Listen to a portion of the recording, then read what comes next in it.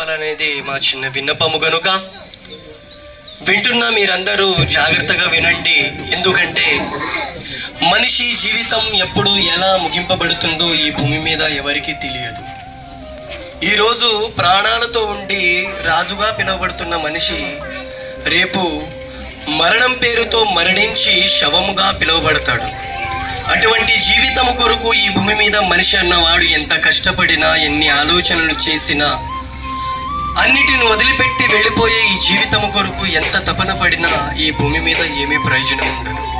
కానీ మిమ్మల్ని, నన్ను, ఈ భూమి మీద ఉంటున్న ప్రతి మనిషిని దేవుడు ప్రేమించి మనము పుట్టక మునిపే దేవుడు మన కొరకు ఆకాశాన్ని, భూమిని, పంచభూతాలను కలిగించి దేవుడు తన పిల్లల ద్వారా ఆనందపడాలి, దేవుడు తన పిల్లలను కాపాడాలి, అలాగే నా పిల్లలు నా కొరకు జీవించాలి, నా పిల్లలు నా కొరకు ఆలోచించాలి అని ఎన్నో కలలు కని దేవుడు ఈ భూమి మీద మమ్మల్ని జీవితాన్ని ప్రసాదించాడు.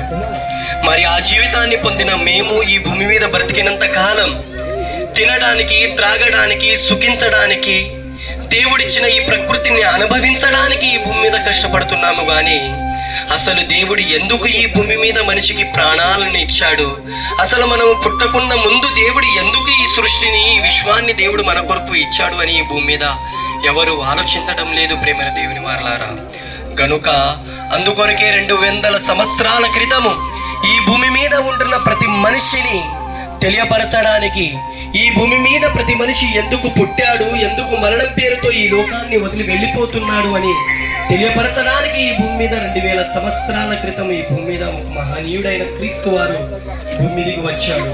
ఆయన వచ్చి మా అందరి జన్మ పరమార్థాన్ని తెలియజేశాడు. ఎందుకంటే ఈ భూమి మీద దేవుణ్ణి వదిలిపెట్టి పాపం అనే పేరుతో ఈ భూమి మీద పాపం అనే మలినాన్ని, శరీరాన్ని ఎంటించుకొని దేవుని నుండి దూరం అయిపోతున్న మనిషిని దగ్గర చేయడానికి 2000 సంవత్సరాల క్రితం ప్రభు యేసుక్రీస్తు వారి భూమికి వచ్చి మా అందరి పాపాల కొరకు తన మరణాన్ని త్యాగం చేశాడు.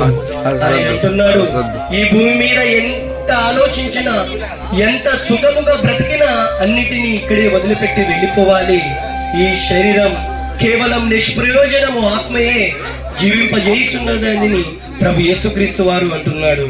గనుక ప్రేమన దేవుని వారులారా, ఈ శరీరాన్ని ఎంత సుఖపెట్టినా మరణం పేరుతో వెళ్ళిపోతాము. గనుక ఈ శరీరాంతో దేవుణ్ణి ఆనందపరిచి దేవుని యొక్క చిత్తాలను నెరవేరుస్తూ దేవుని యొక్క ఆజ్ఞల ప్రకారం మేము జీవించాము అనుకో, ఈ భూమి మీద సుఖముగా ఈ భూమి మీద కూడా ఉండి మరణించిన తర్వాత మన ఆత్మకు దేవుడు పరలోకాన్ని ఇస్తాడు.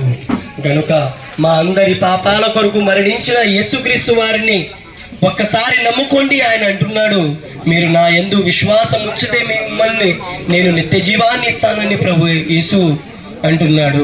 గనుక ప్రేమని దేవుని వారలారా, మా అందరి పాపాలను కడగడానికి క్రీస్తు బలి అయ్యాడు. గనుక ఆయన నమ్ముకొని మా పాపాలను కడుక్కొని క్రీస్తు రక్తంతో మేము కూడా శుద్ధులై దేవుని కొరకు మేమందరము నిత్యులుగా దేవుని కొరకు గొప్పగా బ్రతకాలని మనవి చేసుకుంటూ, దేవుని యొక్క గొప్పతనాన్ని, దేవుని యొక్క ఆలోచనలను అందరూ నెరవేర్చే పిల్లలుగా ఉండాలని మనవి చేసుకుంటున్నాం.